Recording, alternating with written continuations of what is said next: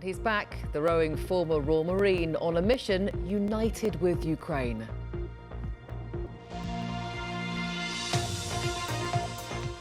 Tell you what, we've got lots of inspirational people on the programme tonight, because next we're heading to a man who you've met on numerous occasions before, and every time he's on a mission to redefine perception, challenge stigma, drive change and ensure everyone has an opportunity to lead a life with dignity. Former Royal Marine Lee Spencer is here to tell us about his next challenge. I mean, what have you got yourself roped into now? Yeah.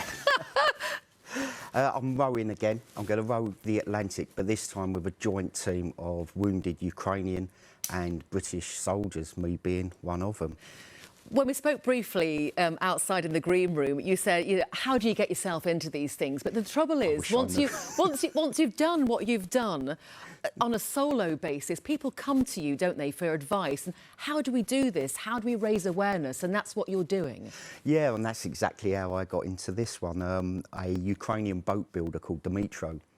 He wanted to do something for his homeland. He's been involved in ocean rowing, in building boats for a number of years.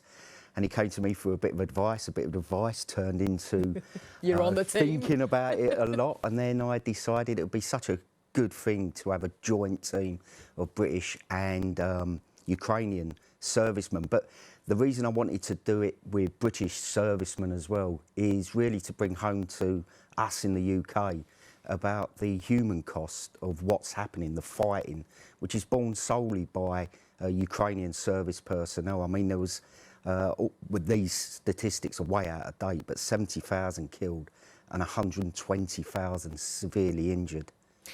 You've got the boat now because it's built in Ukraine and it's come over, which is good news.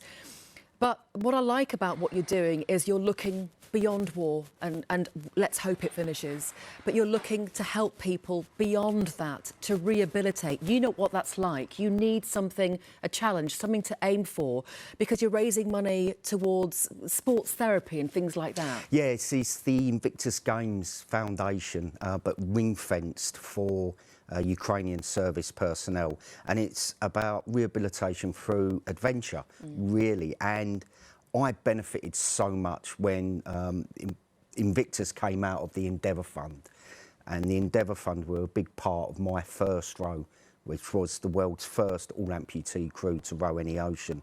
And that really gave me a mission, gave me a path in life, and that's so important, especially for service personnel.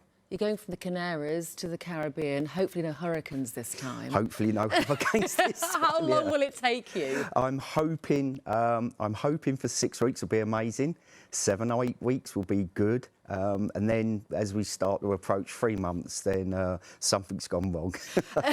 and you say there may be a little bit of a language barrier, but after that amount of time, you'll all be communicating really well. Yeah, the communication is really important, especially if there is an issue that needs to be dealt with really swiftly.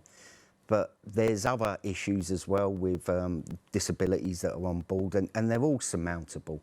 And I want to, we'll be rowing in pairs, but I want to switch those around every couple of days so we all get to know each other really well.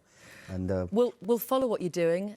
It's great what you're doing, raising awareness, and what a fantastic collaboration. Lee, keep in touch with us and we'll follow your progress. Thank you so much. Thanks for having me, Victoria. Good to see you again. Right, let's have a look at the weather forecast now. And David's here. We had gorgeous sunshine this morning. Yeah, actually, the rowers will be pleased with an easterly wind because that will take them a long way across the Atlantic. We've got that at the moment. But yeah, it's brought some cloud. Thank you, Victoria. Hello, good evening. And it's